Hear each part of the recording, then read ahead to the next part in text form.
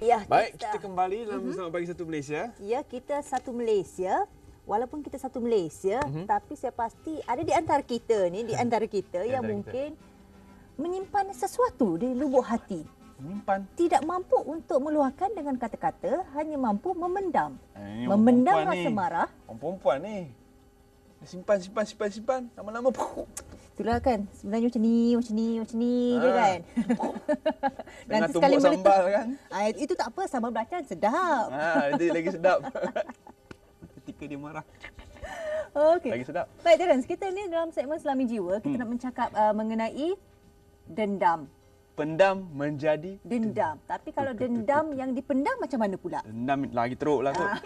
Saya pun tak tahulah macam mana nak cerita dengan lebih panjang. Sebab itu kita serahkan kepada pakar motivasi kita. Ya. Cik Fazli Abdul Malaf, apa khabar? Baik, alhamdulillah. Belum sempat kita ucap selamat tahun baru ya? Belum sempat lagi. Itu yang terpendam saya Ya. nak sebutkan. Ya. Nak diluahkan Selamat terus. tahun baru. Selamat tahun baru juga dan kongsi facai untuk sahabat-sahabat kita yang di luar sana. Masih belum terlambat kan. Ya. Okey. Pendam menjadi dendam. Pendam Apa menjadi yang dendam. kita Macam mana dia pendam terpendam jadi. sampai dia boleh jadi dendam? Saya pun bila dapat tajuk ini, saya pun rasa terpendam apa yang saya nak cakap ni. Rasa terpendam je di hati kan. Tapi ini ruangnya untuk diluahkan. Ya. Supaya tak terbuku di hati.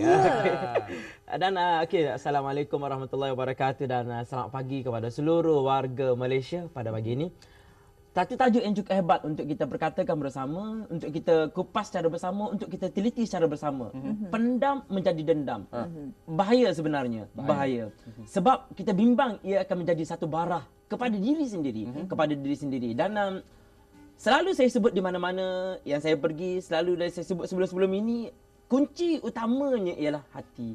Hati. Kunci utamanya ialah tanya sama hati. Tanya sama hati. Tanya sama pokok. Kalau yang tu kan, kan ni kena tanya sama hati. Hatilah kunci utamanya. Itu sebagai permulaan. Baik, kita ada pendapat yang dilontarkan oleh rakan-rakan kita di Facebook. Muhammad Anas Hussein, bahaya orang yang suka menyimpan ataupun pendam geram. Nanti bila dah meletup, makan hati. Ya, betul. Saya nak sebut pendam membawa dendam. Okey, pendam menjadi dendam. Pertamanya sebenarnya kita kena sedar tuan-tuan, sahabat-sahabat di luar sana, saya ingatkan diri saya sendiri dan kita semua. Bila kita memendam sesuatu, pertamanya sebenarnya kita merosakkan diri kita sendiri. Sebab bila kita pendam sesuatu yang kita tak dapat curahkan, kita tak dapat luahkan, kita tak dapat lepaskan dia, pertamanya hati kita tak akan jadi tenang. Hati kita tak tenang. Bila hati tak tenang, dia akan keluar, terpancar di wajah. Sebab itulah tuan-tuan, sahabat-sahabat di luar sana, kita akan lihat seseorang itu daripada wajahnya kita dah tahu hatinya tenang atau tak. Hatinya busuk atau tak. Kalau macam Terence saya ni nampak macam cute, Berseri-seri je kan. Hatinya tenang. Hatinya tenang. Hati saya kan? tenang, Ya. kepala saya pun tenang. Kan? Pertama. Yang keduanya ialah bila kita rasa memendam sesuatu yang kita tak lepaskan, akhirnya berubah menjadi dendam. Kita dalam masa yang sama sebenarnya kita mencipta musuh kepada diri kita. Sepatutnya dalam kehidupan kita kita berusaha sedaya mampu untuk mencari seramai mungkin kawan, seramai mungkin teman. Sebab 1000 kawan belum tentu dapat menjadi teman yang baik ketika kita dalam kesusahan. 1000 kawan belum tentu boleh jadi kawan yang baik ketika kita dalam kesusahan. Apatah lagi kalau kita mencipta seramai mungkin musuh.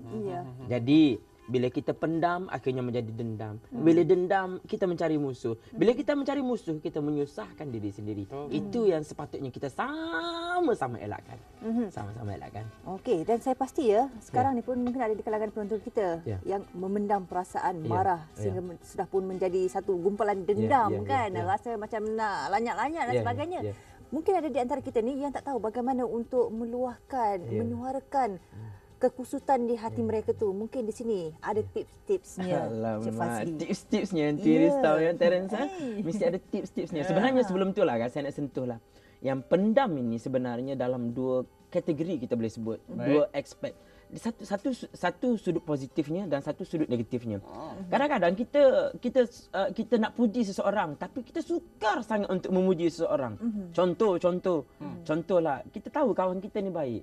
Tapi sifat manusia ni, minta maaf saya cakap, sifat manusia ni nak menceritakan kebaikan orang tu susah sangat. Tapi nak ceritakan tentang nak ceritakan tentang kebaikan orang susah sangat. Nak cerita tentang keburukan orang mudah sangat. Jadi, kadang-kadang kita rasa, kita tahu kawan kita ni baik, seorang yang sangat baik, tapi nak ceritakan tentang kebaikan, kamu ni baguslah, baiklah. Susah sangat. Akhirnya terpendam. Kita bimbang juga, takut bertukar jadi dengki. Itu. Yang keduanya tadi yang diceritakan tentang pendam membawa dendam. Okey, sahabat-sahabat di luar sana, pertamanya sebelum kita nak rungkaikan perkara tersebut, kita kena selesaikan masalah hati kita dulu. Selesaikan masalah hati kita dulu. Letak dulu perkara pertama yang saya minta sangat-sangat, kita letak dulu perkara pertama. Kalau kita nak berdendam dengan orang lain, kita kena sedar, kita kena terima hakikat kita sendiri pun tak sempurna. Kalau kita rasa kita tak suka pada orang lain, mungkin orang lain 10 kali tak suka pada kita. Fazli, anda kena ingat, walaupun anda seorang yang selalu bercakap tentang motivasi, anda jangan fikir semua orang suka pada anda, Fazli. Jadi kalau anda ada rasa tak suka pada orang, Fazli, anda juga kena ingat, Fazli, bahawa mungkin ada 10 atau 100 atau 1000 orang di luar sana tak suka pada anda. Bila kita sedar, kita terima hakikat tersebut, kita akan berlapang dada. Kita akan boleh terima hakikat bahawa aku bukannya sempurna sangat pun. Kalau aku tak sempurna, aku kena terima hakikat orang lain pun tak sempurna juga. Baik, Encik Fazli, saya nak tolong kawan-kawan kita yang dah berumah tangga di luar sana tu. Saya rasalah, mengikut firasat saya, maaf Encik. Ya, silakan. Kaum Hawa ni, dia lebih suka memendam daripada kita lelaki. Dia akan tambahkan benda-benda yang dipendam tu, sehingga kan satu hari nanti dah tak boleh simpan dah, baru dia luahkan semua sekali. Kita pun dah lupa. Cari pengalaman perkara pertama tadi kita dah lupa. Pengalaman ni bukan kawan ni. Macam-macam ada pengalaman. Macam ada pengalaman kisah dia berkenaan dengan saya nak tolong rakan-rakan yang seperjuangan di luar sana yang menghadapi masalah sama. Okey. Mungkin saya boleh sentuh beginilah. Sebenarnya saya pernah terdengar satu cerita orang pada saya. Hati wanita di mulutnya. Hati wanita di mulutnya. Tapi mulut lelaki di hatinya. Saya ulang.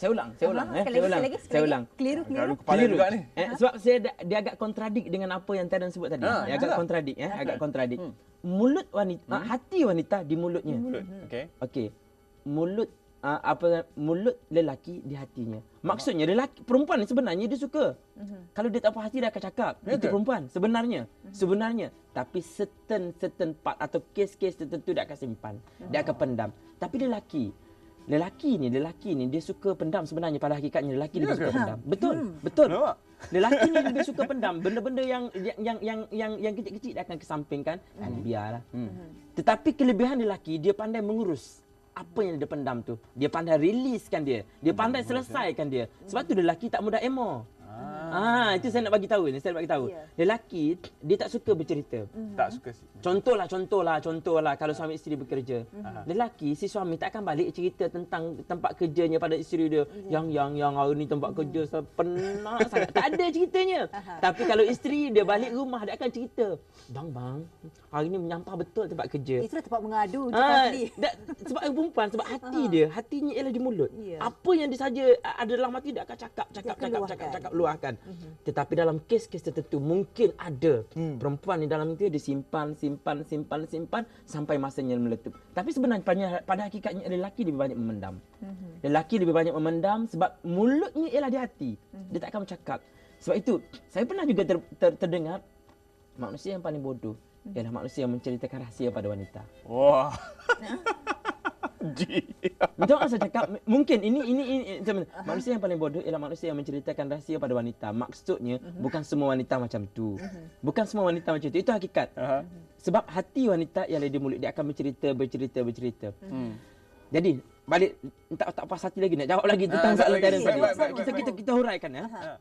wanita walaupun dalam keadaan dia mencurahkan apa yang dia ada, tapi dalam keadaan tertentu dia banyak memendam rasa. Ada juga memendam rasa. Yang memendam rasa itulah menyebabkan mungkin boleh menjadi barah, boleh menjadi dendam. Yang lelaki pula dia banyak memendam, dia bukan banyak meluahkan, dia akan simpan. Tapi kebolehan lelaki ialah dia pandai mengurus. Dia pandai mengurus, yang mana dia boleh kesampingkan, yang mana kecil dia akan letak ke tepi. Yang mana kecil dia akan letak ke tepi, yang ni biarlah tak payah fikirlah. Yang ni biarlah tak payah fikirlah. Beza dengan perempuan ialah sekecil-kecil perkara perempuan akan fikir. Itu beza. Betul Ji? Betul Ji? Sekecil-kecil perkara perempuan akan fikirkan, dia akan fikir. Dan minta maaf sahabat-sahabat saya perempuan di luar sana, yang sekecil-kecil perkara itu perempuan biasanya dia akan kembangkan dia jadi makin besar, makin besar. Minta komen Ji, betul ke tu? Sesi lain. Di mana Ji ni macam jadi pendal lah. Kita sesi lain. Baik, kita panjangkan pendapat rakan-rakan kita dah banyak ni. Sampai 15-16 pendapat dan komen. Tapi saya bacakan komen daripada Mia Lia Zahara. Bila dipendam-pendam dalam hati, mulai hadir suatu perasaan yang kurang disenangi, iaitu perasaan dendam. Masalah yang akan semakin hari semakin menjadi dan membuatkan kita tertekan. Dan bila masalah tidak dapat diluahkan, maka perasaan dendam mulai hadir dan kita memberontak ingin membalas dendam supaya kita puas. Ada yang berkata dendam, revenge is sweet ni. Fendi Didi ni, revenge is sweet.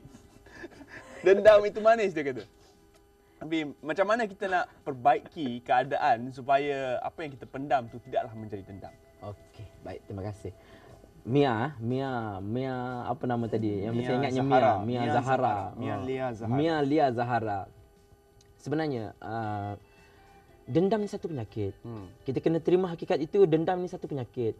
Kalau kita tahu itu satu penyakit, kita kena ubati dia. Bersihkan hati dulu.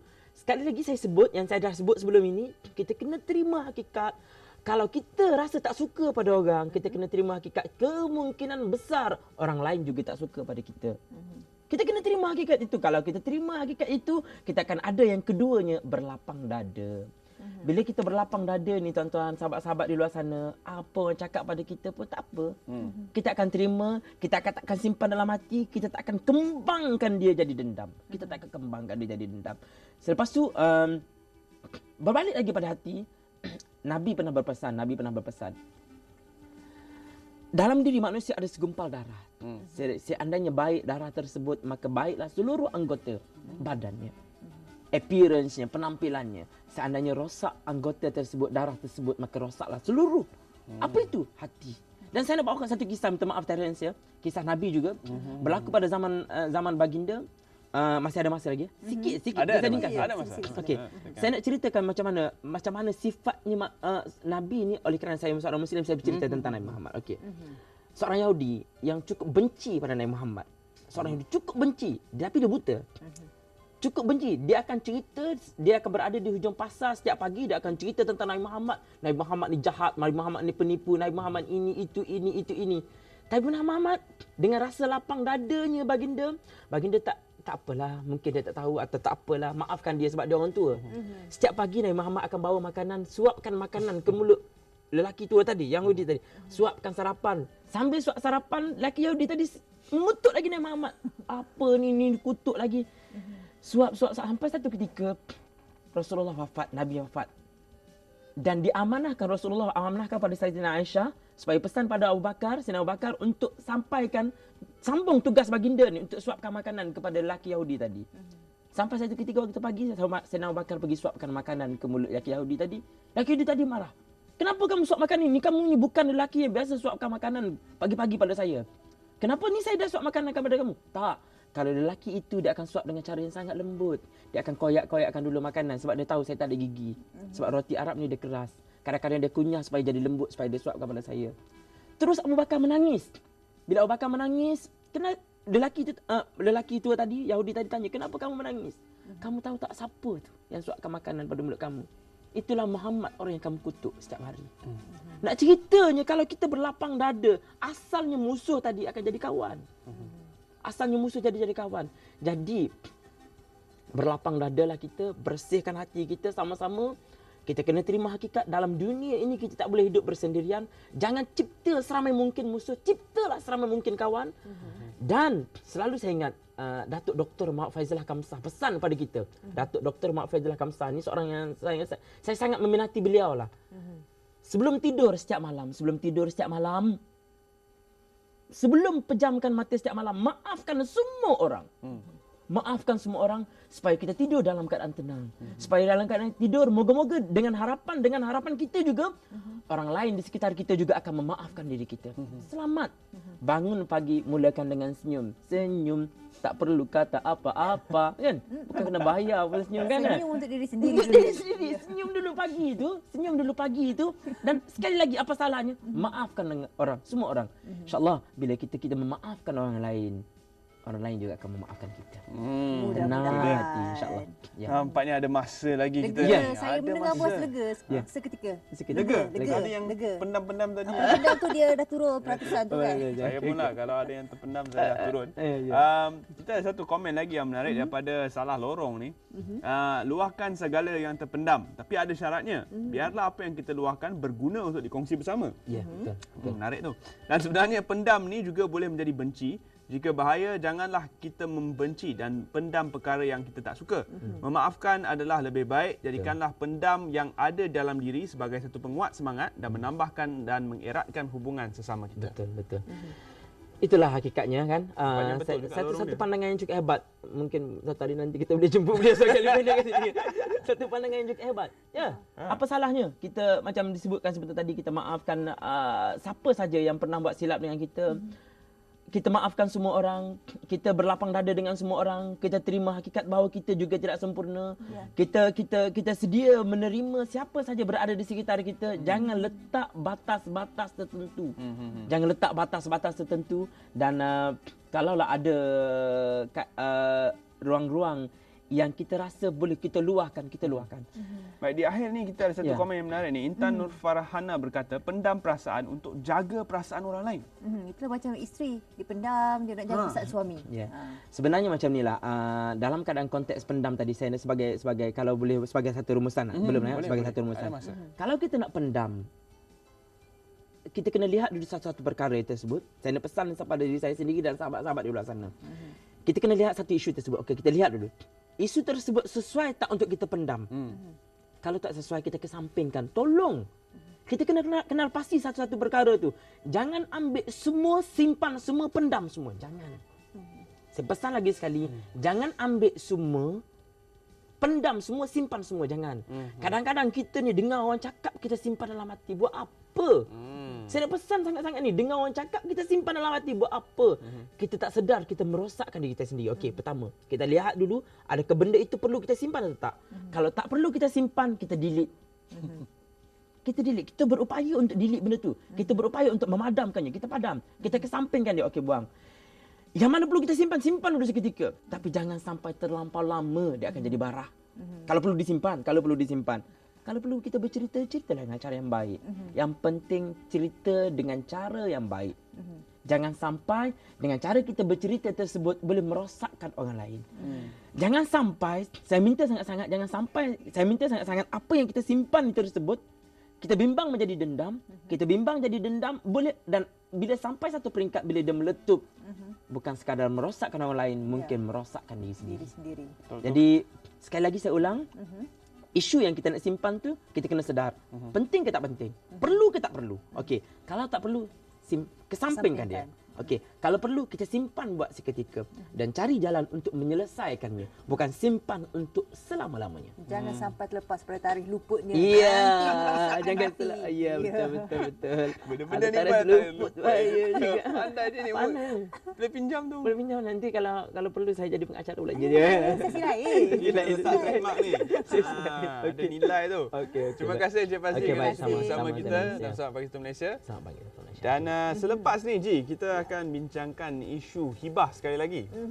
Kalau minggu Jumaat lepas kita bercakap mengenai wasiat dan hibah. Kali ini kita nak lebih perincikan lagi syarat-syarat sah hibah. Semuanya dalam segmen File Syariah selepas waktu jam 9 nanti. Ya, dan terima kasih kerana terus setia bersama kami. Jangan ke mana-mana, kita akan kembali selepas ini.